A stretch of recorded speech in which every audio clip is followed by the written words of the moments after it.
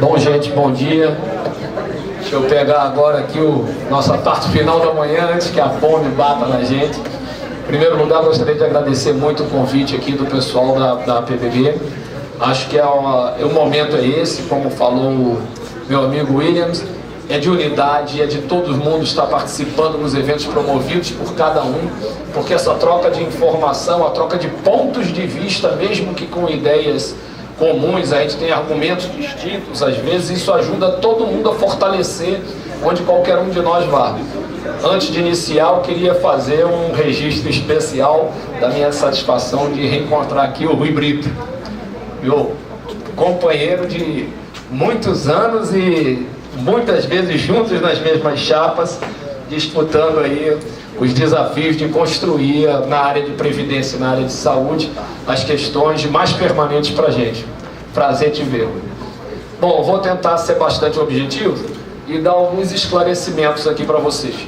Bom, primeiro, eu tenho rodado o país, feito a avaliação, apresentando a nossa avaliação, propostas, agora a proposta já definida da ANAB, sobre o desafio que a gente tem de restabelecer a sustentabilidade da CACI, reconstituir reservas e torná-la cada vez mais efetiva e eficaz no atendimento da nossa saúde. Para essa palestra aqui, o pessoal me pediu, como o tema da palestra é autogestões e saúde suplementar, então eu não estou fazendo a mesma apresentação quando a gente está falando só da proposta do banco. Até porque quando eu olhei o programa, nós tínhamos convidados de outras autogestões e aí não incluí. Tendo em vista que várias pessoas perguntaram aqui, até o Fuji também fez um comentário, não, depois sobre a proposta, o Amaral faz alguma coisa, eu separei ali também para, se tiver alguma pessoa querendo que a gente aprofunde um pouquinho nisso, são mais 4 slides, mas eu não vou fazer dentro desta apresentação, tá? Vocês vão ver que muito do fundamento do que a gente faz para chegar na proposta vai estar exposto aqui, como sendo das nossas vantagens comparativas, daquilo que é o mais adequado para nós. Mas a proposta em si, números e tudo mais, principalmente a questão financeira, se o pessoal quiser, depois eu apresento mais 4 slides e a gente fala sobre eles, tá bom? Então vamos dar andamento aqui. Pronto. Bom, então como nós vamos falar sobre as autogestões e a saúde suplementar, eu vou começar apresentando para nós aqui um dado que às vezes a gente não considera tão relevante, né? Que a gente diz, a grande população, todo mundo depende do SUS e tem um grupamento muito pequeno que precisa e que tem plano de saúde. Mas os números de hoje mostram que 20% da população brasileira tem plano de saúde. E na realidade não é a população mais carente. Para ela a gente precisa ter o sistema como funciona qualquer sistema do mundo. Você, para atender a todo mundo, só trabalhando de forma coletiva. Se cada um quiser pagar a sua necessidade de saúde, nenhum de nós consegue sustentar. Por isso a gente briga tanto até para a manutenção da CACI. Qualquer um de nós, enquanto está saudável, é tranquilo. Na hora que tem a primeira internação, primeiro tratamento, vamos pagar as nossos diagnósticos, exames, nenhum de nós hoje, mesmo sendo considerados da parte mais privilegiada da sociedade, nenhum de nós conseguiria. E os planos de saúde, portanto, eles trabalham para poder atender 20% da população brasileira. É importante a gente mostrar esse gráficozinho, apesar de que ali está ruim da gente ver os números, mas vocês veem que é o seguinte, nós temos, deixa eu ver se aqui tem uma setinha ou uma... Ah, tem. Aqui nós atingimos o topo do número, desde 2000, quando foi criada aqui a ANS, até a gente chegar aqui em 2014, nós atingimos 50 milhões de usuários em planos de saúde. Entretanto, a crise que a gente está discutindo, ela não é pouca não, porque nós estamos discutindo que agora tem 47 milhões, ou seja, de dezembro de 2014 a dezembro de 2017, o sistema como um todo perdeu 3 milhões de usuários.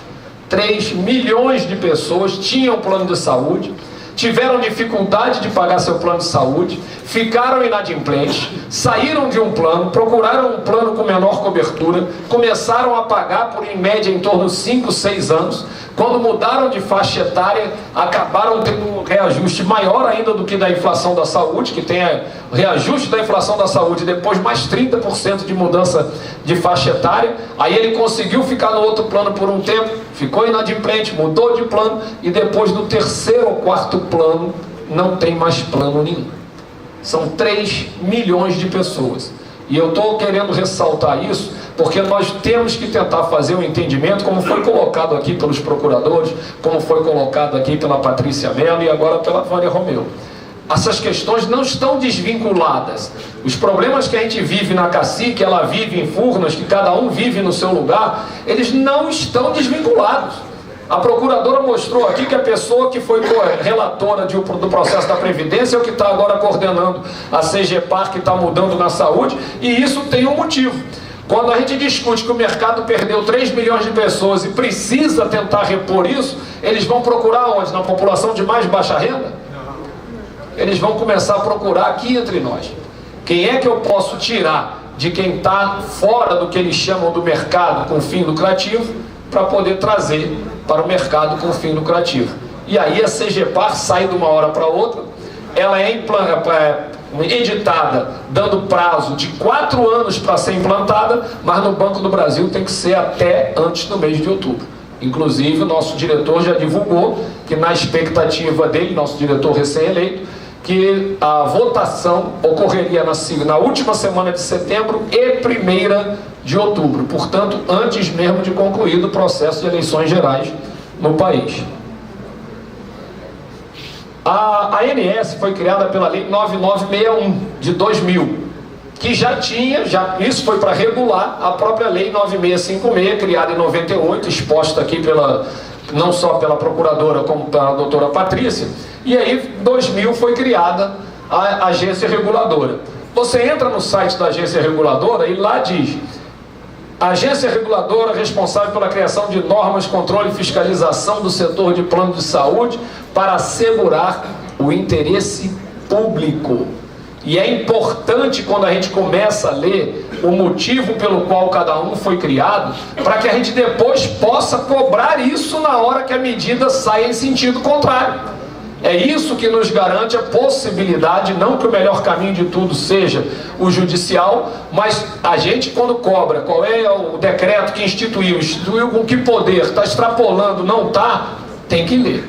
Não adianta só a gente ficar com raiva. E aí ele diz, no site hoje da ANS, a sua missão é promover a defesa do interesse público na assistência suplementar à saúde, e coloca como a sua visão de futuro ser reconhecida como indutora da eficiência e qualidade na produção de saúde. Vou deixar isso dito para a gente poder voltar a isso no momento que a gente tiver um pouquinho mais à frente. O mercado de saúde suplementar, ele se divide em basicamente 3 tipos de modalidade de contratos. Ali em cima são os contratos empresariais, ditos aqui pela procuradora específica, e hoje é quase a totalidade, e ela tem razão, está aqui os números. E aqui embaixo são os outros contratos, que são de empresa, mas por adesão, e os individuais. Portanto, individualmente, ninguém consegue mais hoje pagar sequer o plano de saúde, nem a própria saúde, nem o plano de saúde individual. Todo mundo corre para o plano de empresa, o plano empresarial, onde você junta os determinados coletivos. Grande parte dessas empresas, e aí é importante que a gente dê depois alguns exemplos, é que, por exemplo, nós lá na própria ANAB, a gente contrata um plano de saúde para os nossos empregados. Mas aí temos alguns intempéries no meio do caminho. Quando chega no ano seguinte, vem assim: a inflação da saúde foi X, esse é o reajuste do plano. Quase sempre. Porque se uma pessoa, e aconteceu com a gente, um único empregado, acabou que está em coma há mais de 6 meses, o custo daquele plano, apesar da inflação de saúde ter sido 20%, aquele empregado está custando um impacto no plano como um todo, 40 e tantos por cento. Então, na hora dele fazer o reajuste, eles são autorizados a cobrar a inflação da saúde mais o impacto específico no plano. E aí fica caro, e aí começa você a discutir qual é o tamanho. Quanto maior eu for, mais diluído é o peso de algum fato específico, né? A estrutura de custos da saúde suplementar é um assunto interessante para a gente falar. Os sistemas isso aqui são dados que a gente foi pegando dos estudos técnicos que são publicados no Harvard Business Review.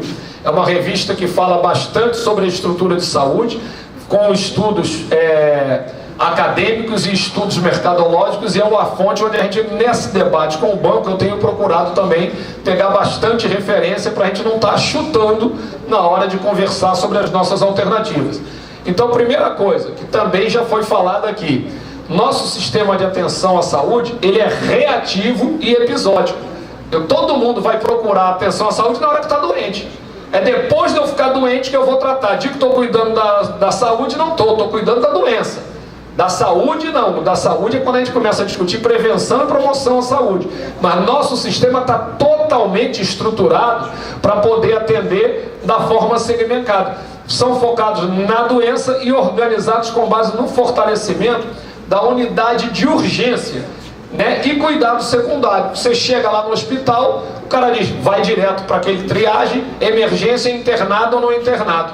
Essa não é a parte primária. A parte primária é aquela que você vai periodicamente para você poder fazer a sua prevenção, exame, diagnóstico, vai fazer todo o trabalho, toma um medicamento que você não vai precisar de internação. Se fizer isso, você não vai precisar de cirurgia.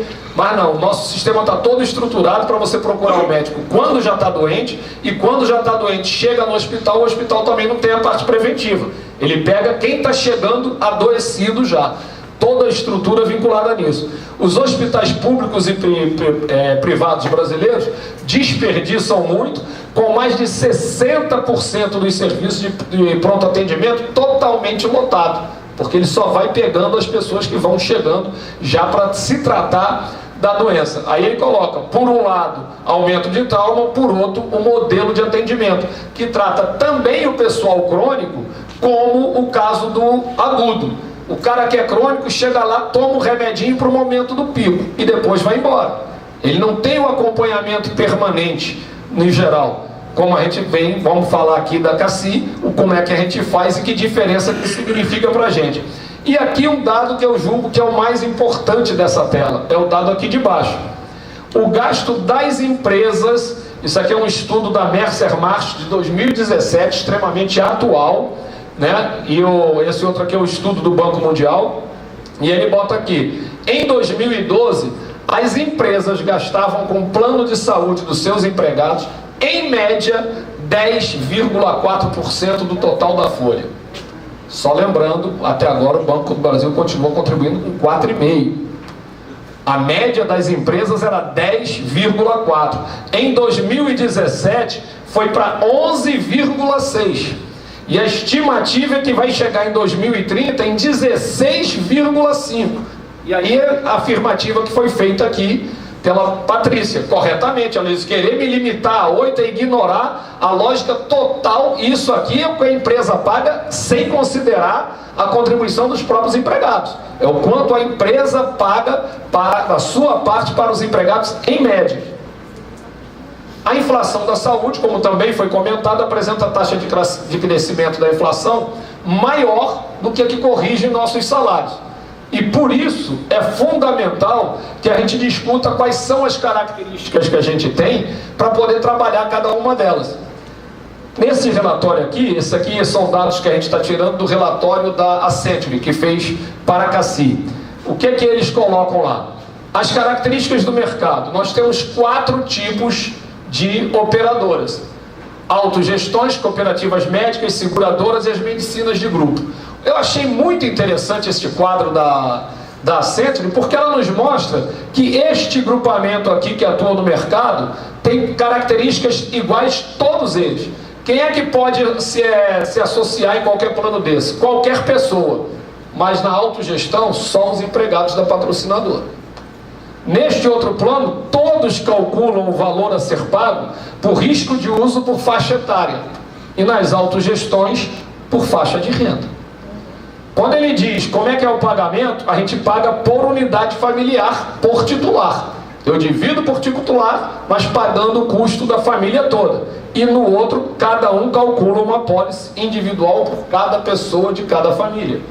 E o custeio é contribuição nossa e patrocinadores, e eles têm um prêmio de apólice integralmente por conta dos seus contratantes.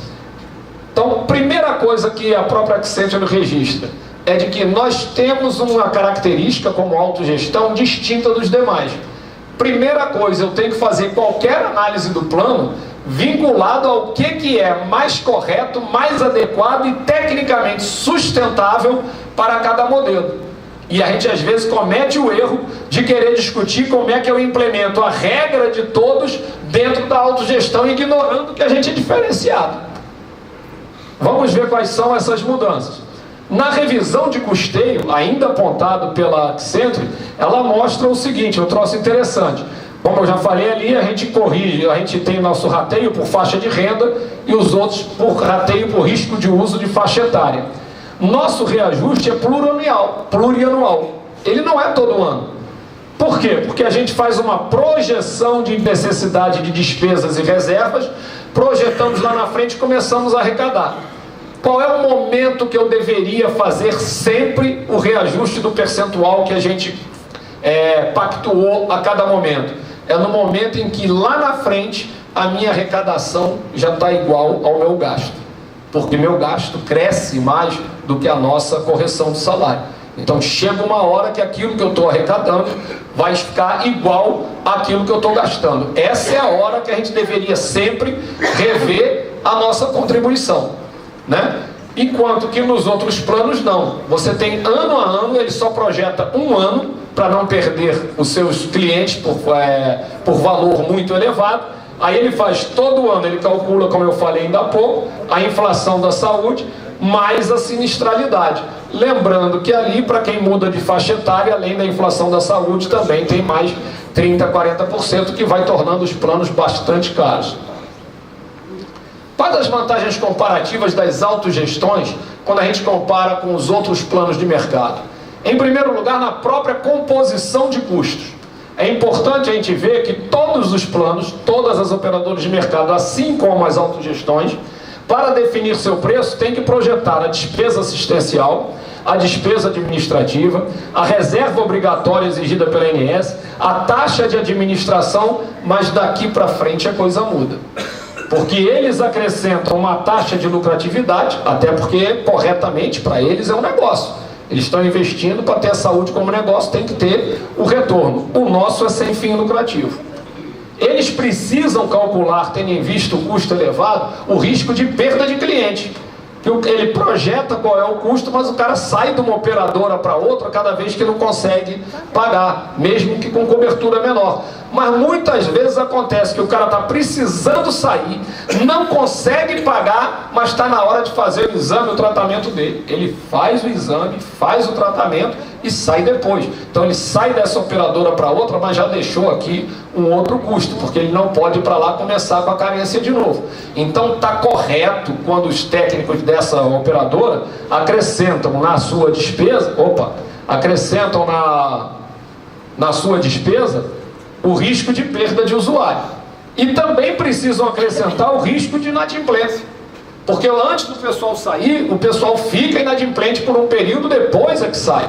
Já nos nossos planos, não tem perda de usuário. Primeiro porque a gente continua empregado da mesma empresa e pagamos percentual da renda que nos permite estar dentro da nossa capacidade de pagamento. E não temos risco de inadimplência porque a nossa contribuição é consignação em folha. O que significa isso aí? Significa que qualquer plano que você vai calcular para uma população igual, são tantas pessoas com mais de 60 anos, tantas de 40 para 50, tudo direitinho igual, com a mesma cobertura, sempre nós vamos ter um custo em torno de 20% a 30% mais barato no custo projetado pelas autogestões. Porque não vai cobrar a taxa de lucratividade, não vai cobrar a taxa de inadimplência, nem a taxa de perda de usuários. Então, o primeiro aspecto de que é uma grande vantagem de autogestões é essa. E a própria colega Patrícia citou aqui a Amazon, a GP Morgan, e na realidade são 3 empresas que formaram juntos, que é a Berkshire, que fizeram o seguinte, chegaram e divulgaram, e agora estão dando entrevista no mundo inteiro, porque encontraram um problema, como solucionar o problema dos altos custos dos planos de saúde. Eles resolveram criar uma autogestão das 3 empresas juntos. Pegaram os empregados das 3, dão mais de 250 mil empregados. 950 mil vidas com dependentes e tudo, e agora eles podem cobrar percentual da folha. E por que eles podem cobrar percentual da folha? Porque todos os seus usuários têm a mesma fonte. E por que quando a gente discute aqui na nossa forma de rateio, as empresas de mercado não podem usar aquela estratégia do por faixa de renda? Porque só pode cobrar por faixa de renda quando todos os usuários têm a mesma fonte pagadora. Então eles juntaram os 3, sabem o total da folha e sabem quanto podem arrecadar com o mesmo comprometimento para todo mundo. E aí nós vamos ver o que significa isso. Está aqui, ó, nas formas de rateio, as cooperativas médicas, seguradoras e medicinas de grupo podem calcular o seu preço no rateio por risco de uso geral ou por risco de uso por faixa etária. E não é porque são ruins, é porque é a melhor alternativa para eles, é a única que uma das duas, eles têm que escolher porque são as tecnicamente viáveis para a estrutura deles. Nós podemos também fazer por risco de uso geral, por risco de uso por faixa etária, porém podemos também fazer por faixa de renda. Cabe a gente examinar qual é a consequência de cada uma das 3 e dizer qual é a melhor para que a gente adote como parâmetro para nós. E aí a gente foi fazer esse estudo. Então nós pegamos aqui, vocês vão ver alguma semelhança, porque de fato eu usei como referência a CACI, dados da CACI de 2016. Lógico que eu arredondei os valores todos para 1 milhão no valor de custo e arredondei em torno de 1.000 o número de usuários por cada faixa etária.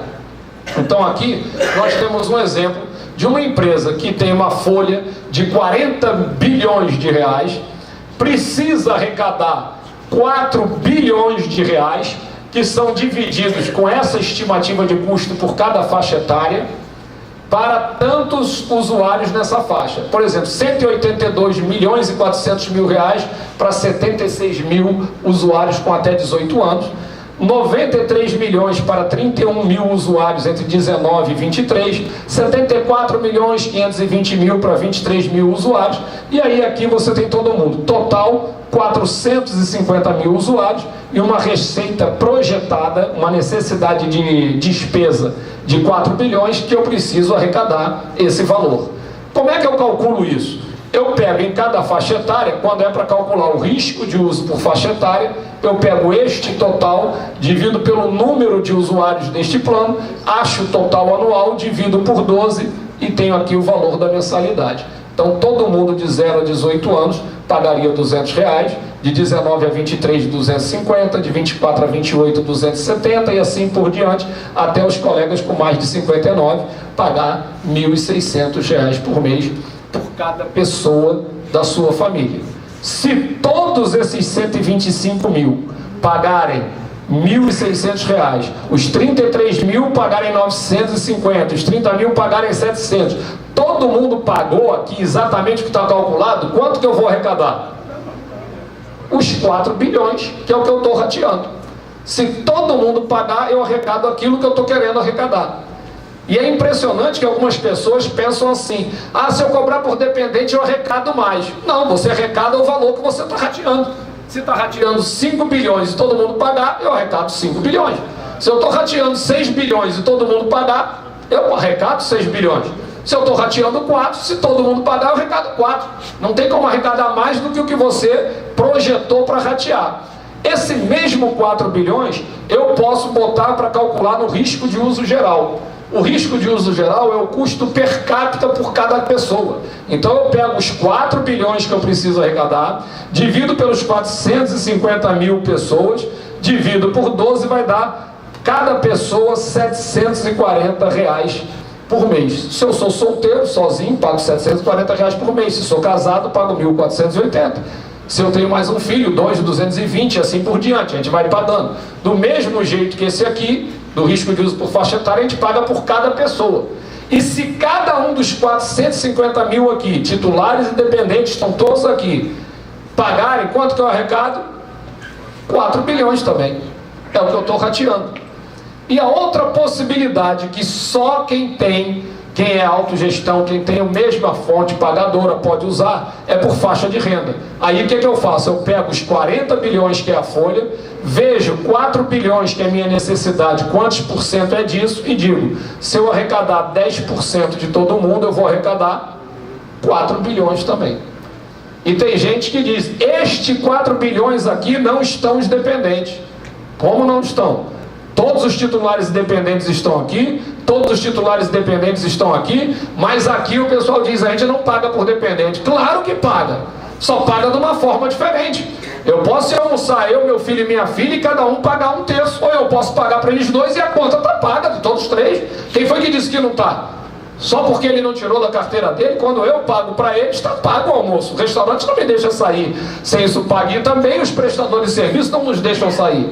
Mas existe aquela ideia de que se eu não ver exatamente de cada um, que é o de cada um aqui a cobrança, se eu não enxergar de cada um aqui ou aqui, é sinal de que não paga. E isso é falso. A gente arrecada o mesmo montante, podendo ser de 3 formas diferentes. Qual é o problema para nós? Olha a diferença que faz. No rateio por risco de uso geral, eu peguei aqui uma pessoa que tinha 30 anos, sem dependente, depois com 40 anos era casado com filho, depois ficou aposentado, 60 anos, ele e a esposa só. Olha o comprometimento de renda se fosse o risco de uso geral. Aquele de R$ 740 por cada pessoa. Ele começaria, quando ele ganhava ali R$3.000, comprometia 24% da renda dele. Só de início, já começava com 24%. À medida que o salário dele cresce, o comprometimento de renda dele cai. Se ele tem 40 anos, é casado e com filho, se ele ganha 3.000, o comprometimento de renda dele é 74%. À medida que o salário dele cresce, o comprometimento cai. Aqui também, quando ele está casado, ele começa comprometendo para ele e a esposa 48%, e lá na frente, quando ele estiver ganhando mais, pode ser que seja 12%. O fato é que, qualquer que seja a fase da vida dele, qualquer que seja a fase da vida dos colegas, se todos pagarem, eles vão arrecadar juntos 4 bilhões de reais, que é o valor que a gente está dividindo. Só que cada um, dependendo da sua situação conjugal, dependendo de qual carreira que ele tem no banco, vocês vão ver que sempre ele vai ter aqui um comprometimento de renda diferenciado e não é baixo. Se ele usa o rateio por risco de uso por faixa etária, aquele primeiro que a gente mostrou, da mesma forma. Ele, enquanto é solteiro, começa contribuindo com 10% quando ele ganha 3.000, se ele estiver ganhando 6.000 com 30 anos, ele vai pagar 6%, se ele estiver ganhando 8, vai pagar 3,75%, e se tiver com 12, ele vai gastar 2,50 com 30 anos sem dependente. Se depois ele casado com filho, também vai começar com salário pequeno, pagando 31,67 e cai até 7,92. Se já é aposentado, começaria com R$3.000, pagando 106.000, mas com salário maior ele diminui o comprometimento de renda. Se todo mundo pagar, eu também arrecado os mesmos 4 bilhões. É importante a gente ver aqui que neste modelo, que não está errado, vamos lá, para a iniciativa privada não está errado, é a melhor forma deles calcularem o risco dele. O caso é que é o seguinte, será que é o melhor para mim também? Dentre as duas alternativas, a gente ia pegar isso aí e dizer onde é que eu me enquadro. Como é que vira para mim, o que não vira? Quando eu pego todos eles, você tem uma distorção. Quem ganha menos, compromete mais o salário. E aí a gente tem que saber aqui se todo mundo sonha que nós vamos chegar a um momento que vamos ter 90 mil diretores do banco. Porque se a gente não tiver imaginando que todo mundo chega ao maior salário, nós temos que imaginar que alguns vão ter um salário menor do que outros. E não sabemos quem é. Porque eu posso ser promovido hoje, posso ser destituído amanhã e outro assume. Para o banco não muda, vai ter um diretor e vai ter um posto efetivo ali. Se o posto efetivo é você e o diretor sou eu, tudo bem. Se inverter, para o banco não muda. Na nossa vida muda. Para o banco não muda não. Para o banco ele continua tendo um diretor, tendo um posto efetivo. E o outro modelo é o modelo do rateio por faixa de renda, que é o que a gente diz. Eu posso chegar aqui e dizer, solteiro, ou casado com filho, ou aposentado, casado com 60 anos, qualquer que seja a minha renda, eu vou pagar 10% dela e vou arrecadar o mesmo 4 bilhões de reais. 4 bilhões é pouco, então bota lá que agora a gente precisa arrecadar 5 e calcula um novo percentual. A consequência é que aqui vai ter um novo percentual, porém para todo mundo, em qualquer etapa da vida e qualquer que seja a sua fonte de renda. E o que a gente discute é a questão do comprometimento de renda. Todo mundo é mais fácil se comprometer com 10%, mesmo sabendo que numa condição aqui alguém poderia ter 6, outro podia ter 7, outro ter 7,92, 2. Isso é verdade. Os que ganharem mais podem acabar tendo um percentual menor do que esse. Isso é verdade. Mas a grande maioria, em qualquer situação, vocês vão pegar aqui e dificilmente vão ter um comprometimento de renda menor do que o que a gente faz quando a gente faz por solidariedade, que a gente apelidou de solidariedade, cujo nome técnico é rateio por faixa de renda. É importante que a gente perceba que o rateio por faixa de renda, em primeiro lugar, ele permite que todos nós paguemos um valor que está adequado à nossa capacidade de pagamento. E pelo fato da gente ter um valor adequado e compatível com a nossa capacidade de pagamento, isso permite que nossa relação com o plano, diferente do que um plano privado, seja uma relação mais longeva. Nós vamos ter uma longevidade maior na nossa relação. A gente tem uma relação com a CACI que é 30 anos do período da ativa, mais 20, 25 ou 30 anos de aposentado. Enquanto que a média de mudança de plano privado é de 6 a 8 anos. Se eu tenho uma relação de mais longeva com o meu usuário, essa garantia que a gente tem é da gente poder fazer projetos que sejam de melhor, projetos de prevenção e de promoção de saúde, que muito mais eficazes e melhores do que quem só tem um prazo curto para conhecer o cliente, esperar ele precisar para ter o primeiro contato, para depois você oferecer um plano de prevenção que normalmente dura 2, 3 anos para a pessoa se adequar àquele projeto. Ele já mudou de plano. E se eu tiver os melhores programas de prevenção e promoção de saúde, eu vou ter um crescimento do nosso custo de saúde em percentuais inferiores à inflação da saúde. A colega Patrícia mostrou para nós o quanto que alterou, a Vânia Romeu também mostrou para nós aqui o quanto que cresce, quanto foi o aumento da inflação de saúde. Você viu aqui que ela mostrou 61% IPCA, 200 e tantos por cento a inflação da saúde. A inflação da saúde de 2007 até 2017, e aí por isso que eu estou dizendo, está numa outra apresentação quando eu falo dos números para o nosso reescalonamento lá da CACI, nossa reestruturação da sustentabilidade, a inflação da saúde foi em média 22% ao ano, de 2007 a 2017. Na CACI foi 12,82% o custo do crescimento da assistência à saúde. E o nosso salário corrigiu em torno de 8,57%. Veja bem, o custo da saúde cresceu 50% mais do que o nosso salário, mas quase 50% do que foi a inflação da saúde. E aí vamos ver a consequência dessas coisas para a gente. Bom, primeira coisa, fechando essa questão do rateio, primeira coisa que a gente precisa mostrar é que nenhuma forma de rateio vai permitir que arrecade mais do que outra. Eu quero arrecadar 5 bi, qualquer das formas, arrecado 5 bi. Quero arrecadar 4, todas 3, arrecado 4. Não é porque eu cobrei de um jeito, eu cobrei de outro que eu arrecado mais, eu arrecado aquilo que tem que ser rateado.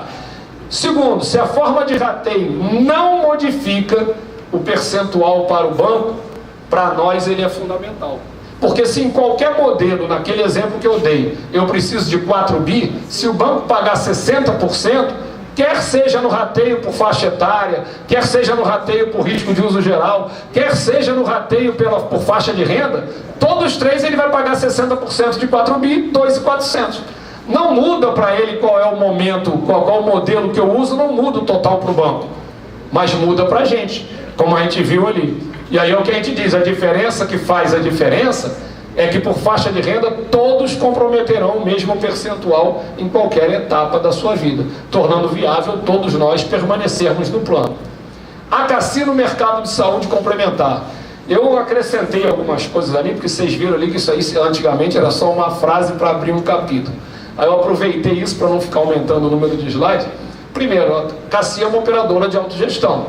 mas ela é uma empresa privada, criada em 1944, por 3.500 dos 7.200 colegas que existiam no Brasil inteiro do BB em 1944. E que daí para frente o banco não virou sócio. A Márcia Romeu, a Vânia Romeu mostrou aqui para nós qual é a estrutura societária. O banco é um patrocinador importante para nós no plano de associado, fundamental e desejável, mas não é sócio, não é dono. Os donos somos nós, e muitas vezes nós agimos como se o banco, como se a Cassi pertencesse ao banco. Tem locais que a gente vai e o cara diz assim, mas quando o dono quer aumentar, por que vocês são contra? Todo lugar o dono pode. Eu digo, e quem foi que te disse que o banco é que é o dono? Ué, não é não? Colega, aquilo que ela diz. Tem gente que não sabe que é nosso.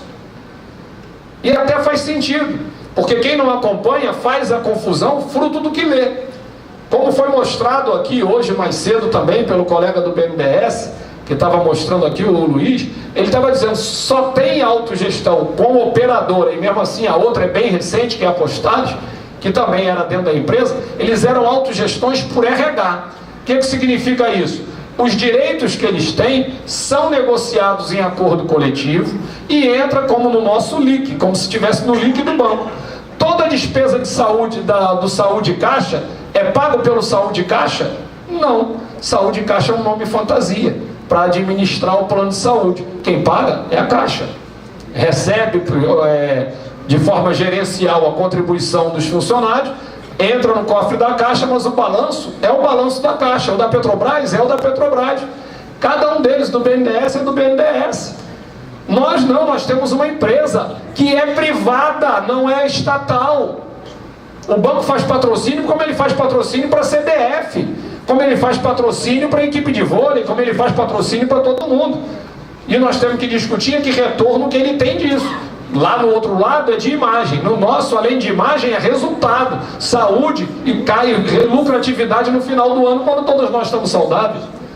Então nós não podemos achar que porque somos todos autogestões, a estrutura seja igual e a regra possa ser igual. Então nós funcionamos com CNPJ próprio. E agora, uma coisa importante, quando a gente fez em 1970, que o banco começou a patrocinar a gente no 1 para 1, como também foi mostrado já aqui pela Vânia, quantos planos a Cassi tinha? Só um, o plano de associados. Então a Cassi era o plano de associados e o plano de associados era a Cassi. Ora, se o banco está patrocinando então tudo isso, nós pactuamos com ele de dividir e compartilhar a gestão com ele. Somos os donos, e não foi o banco que me deu o direito de participar da gestão. Era nossa desde 44. Nós abrimos mão da gestão para deixar o banco compartilhar com a gente. E continua achando que está correto. Mesma coisa quando chegou em 74, mesma coisa quando chegou em 96, o banco continuou compartilhando conosco. E até 96, quantos planos a Cassi tinha? O plano de associados. Tinha todas as lógicas. Qual é o problema agora? O problema agora é que hoje a Cassi tem 4 planos. Tem o plano de associados, tem o plano Funci Cassi e tem 2 planos Cassi Família. O banco patrocina os 4? O banco patrocina 1. E neste 1 está querendo diminuir o valor com que ele patrocina. E ao mesmo tempo que ele está querendo diminuir o valor que ele patrocina, ele pede para ter voto de Minerva para decidir tudo na Cassi. Inclusive novos planos de saúde. E até para associado. Aí eu digo, peraí, quem tem que dizer se eu, que sou dono, quero que todo funcionário do banco esteja no plano de associado, sou eu. Cabe ao banco como patrocinador dizer, bom, mas se for entrar todo mundo, eu não patrocino com tantos %. Só patrocino com menos, ou dessa forma, ou aquela como patrocinadora que tem esse direito de dizer o daqui para frente. Mas me impedir de considerar que o colega que toma posse amanhã não vai entrar no plano que nós criamos para todos os funcionários do banco, está errado. Nós estamos dando um poder que o banco não tem, nem legalmente, nem institucionalmente, que o estatuto não dá. Só se a gente der agora. Acelerando aqui. O relatório da Accenture, ele faz uns alertas para nós que são importantes. E eu discordei tremendamente, não dos dados apurados, que são verdadeiros, mas da forma como é apresentado. Ele pega e diz assim: a cobertura do plano de associados da Cassi excede o rol obrigatório da ANS, o que traz para a Cassi um custo maior do que seria o obrigatório. Verdade! Aí ele diz, isso é um problema. Depois eu vou discutir se a palavra correta é problema ou não. Ele diz, isso é um problema. Problema, gente, quando eu rotulo alguma coisa de problema, é algo que eu tenho que superar, tenho que acabar.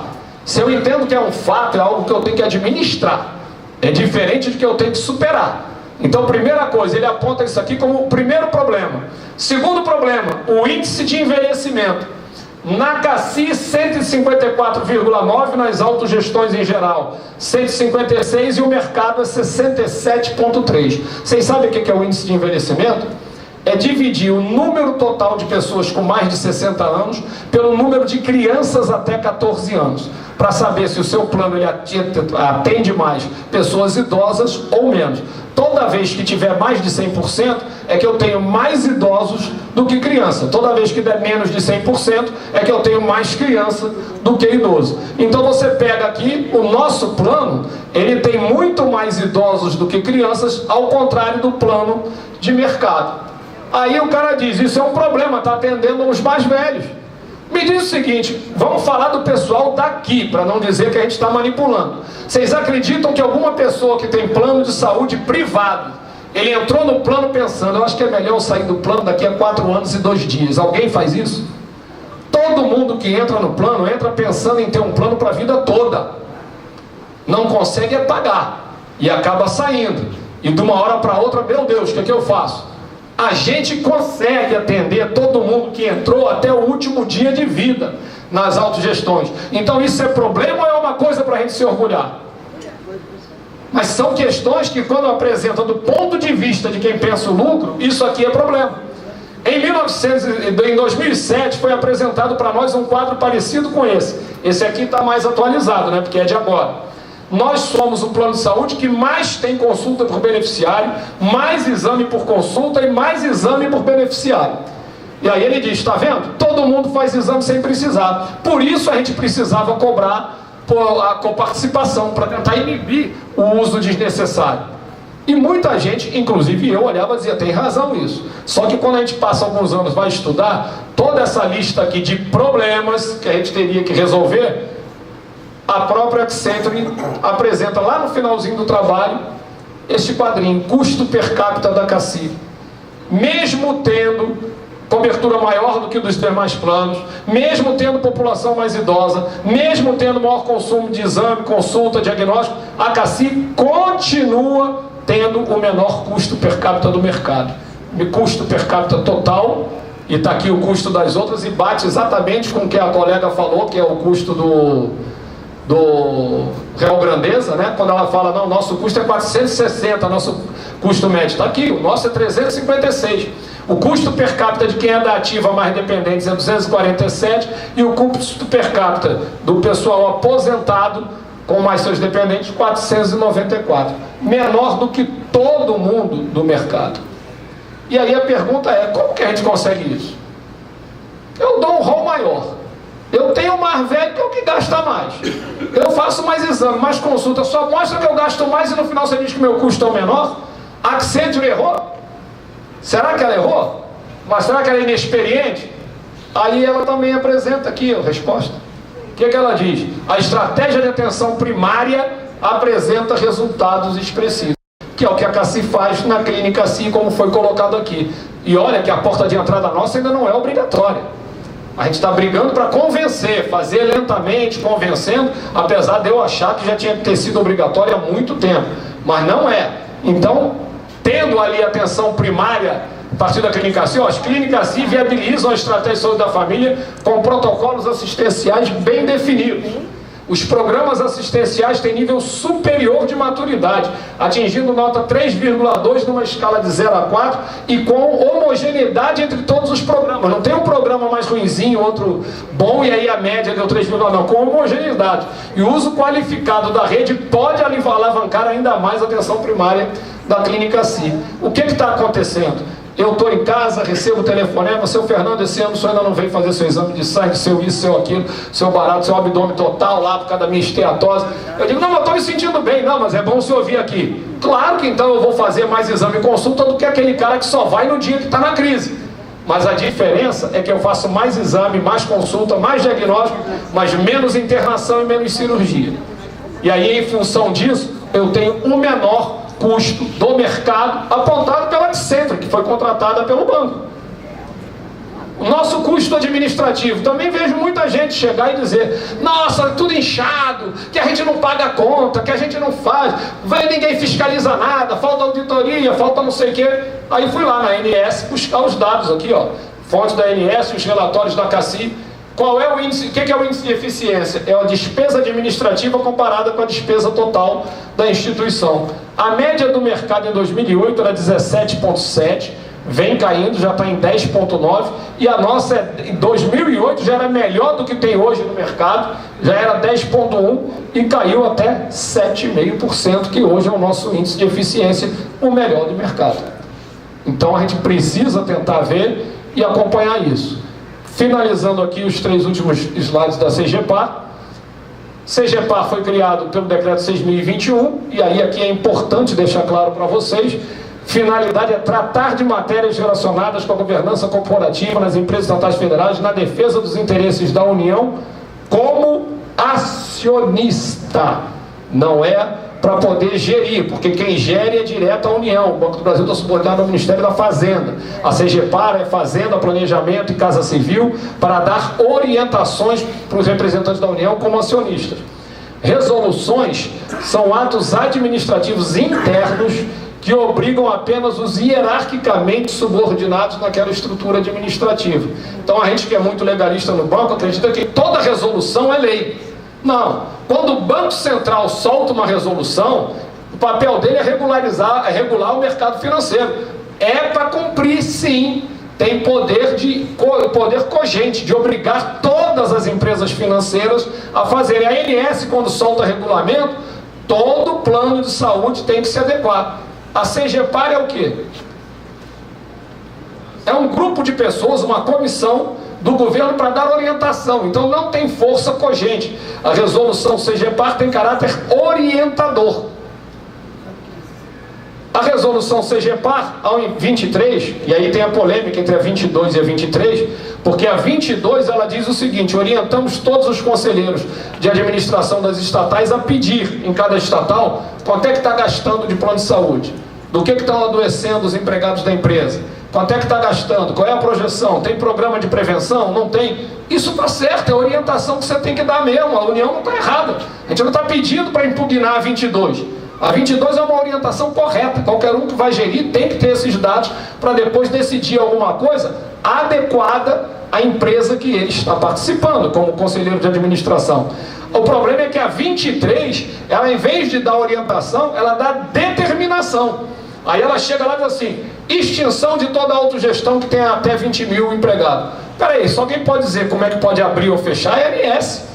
Como é que você está dizendo que vai fechar? Sem saber se estão equilibradas, se não está. Você pode chegar para a estatal e ela apresentando o dado, uma que diga: no meu está tudo distorcido, vou parar de financiar, vou contratar no mercado. Ela pode. Agora eu não posso obrigar que todas façam igual, com situação diferente de cada empresa. A exclusão dos aposentados dos planos de saúde. Ora, os planos de saúde são negociados. Quem é que vai estar dentro, quem vai estar fora, se tem aposentado tem um custo, se não tem, tem outro. E a gente discute como é que a gente contribui e vamos negociar com o patrocinador qual é a parte dele. Uma empresa pode mais. Nós, por exemplo, pagamos hoje 40 e 60. Na Petrobras, na Caixa, 30 e 70. No Correio é 20 e 80. Aí ele diz: absurdo no Correio. Também não é não. Com salário de carteiro, você acha que ele pagando, se ele pagasse 40%, ele ia ter plano de saúde? Não dá. Então, quanto menor o salário do cara, maior é o percentual da folha que o patrocinador vai. Serve pegar o parâmetro do Correio e aplicar para nós? Não serve também. Seria muito bom, ia dar uma margem enorme para a gente aqui de poder pedir o que a gente quer. Mas também seria falso. A gente não precisa disso. O Correio precisa, mas nós não. Então, nós temos que discutir qual é o ponto de equilíbrio. E aí, então, vem ali. Quais são os impactos para a CACI especificamente da 23? Teto do patrocínio inferior à necessidade que a gente tem. Quebra da proporcionalidade contributiva do patrocinador. Alteração da forma de rateio, exigindo a quebra da solidariedade, quando a solidariedade se mostra mais adequada para nós. Oneração excessiva e progressiva pela cobrança desnecessária por dependente. E vedação da manutenção dos funcionários quando se aposentarem no banco ou eles se mantiverem no plano. Aí houve uma pergunta aqui para o Fuji, né, durante a apresentação dele, quais são as ilegalidades que a gente entrou com a ação. Primeira coisa, nós entramos com a ação, nós queríamos entrar com uma ação de declaratória de ilegalidade da resolução. Então seríamos nós e todas as outras estatais juntos, né, para poder fazer essa ação. O ministro Aires Brito virou para nós e falou: olha, a ação declaratória de ilegalidade ou declaratória de inconstitucionalidade, ela requer que quem entra com a ação seja legitimado, e a Constituição diz que são partidos políticos ou confederações. Então nenhum de vocês poderia entrar com essa ação. Eu recomendo que vocês juntem todo mundo do BB e entrem com uma ação pedindo a inaplicabilidade da 23 em função das ilegalidades que ela tem para o BB. E aí depois a Caixa também vai fazer, não se aplica a Caixa porque ela está evada de ilegalidade. E aí o outro aspecto é defender o PDC 956, o projeto de decreto legislativo que está no Congresso, que é para poder dizer, aí sim, o Congresso, que é legitimado, dizer: este decreto, essa resolução da CGPAR, ela é ilegal, então ela é anulada para todo mundo. Então a gente optou por atuar nas duas ações. No Congresso, todo mundo junto defendendo o PDC e cada um ajuizando a ação aqui. Ela extrapola, segundo o ministro, que ele conseguiu apurar de ilegalidade da CGPAR, foram essas: extrapola as competências da própria CGPAR, quando o papel dela é orientar e ela determina. Usurpa das funções da ANS, quando começa a dizer quem é que vai fazer e como vai fazer, que é a função da ANS. Contraria a CLT quando ela diz: nenhum acordo coletivo que tem garantido plano de saúde pode manter plano de saúde. É interferência ilegal na relação patrão-empregado. Viola a lei das SAs quando ela abusa do poder do sócio. Eu sou sócio controlador, independente se para Cassi e para os sócios em geral o melhor é aquele modelo, ele diz: eu estou obrigando a fazer algo que não se configura como melhor. E contraria a própria Constituição Federal quando nega a autonomia da autogestão para apenas levantar dados e discutir o que é melhor para ela. Quando ele faz uma regra, não permite mais discutir. Então o ministro listou todas essas questões para a gente recomendar a ilegalidade e a não aplicabilidade para nós do BB. A ação já deu entrada na semana passada e nós estamos aguardando agora os trâmites. Além disso, a ANAB ajuizou essa ação judicial coletiva, apoia o PDC, que eu acabei de citar aqui, do Congresso, e está apoiando lá a criação da Frente Parlamentar em Defesa das Autogestões em Saúde. Precisamos de 171 assinaturas, já temos 131, ainda faltam 40, tá? É isso, acabando o conceito norteador que a gente tem e defende para Cassi, é esse que eu vou me permitir ler para vocês. Não temos como saber de antemão quem vai adoecer ou que tipo de doença terá. Não temos como saber com que idade cada um poderá necessitar atenção médica ou serviço de diagnóstico. Não temos como saber o quanto custará o tratamento de uma enfermidade, nem em uma criança, nem em um adulto, nem no idoso. Por isso, todos devem contribuir com o mesmo comprometimento percentual das suas rendas para garantir a utilização do serviço de saúde para si e para todos os seus familiares na medida de suas necessidades. Os queridos dos meus colegas são meus queridos. E os meus queridos são queridos dos meus colegas. A gente prefere trabalhar dentro dessa lógica. E é isso aí. Muito obrigado.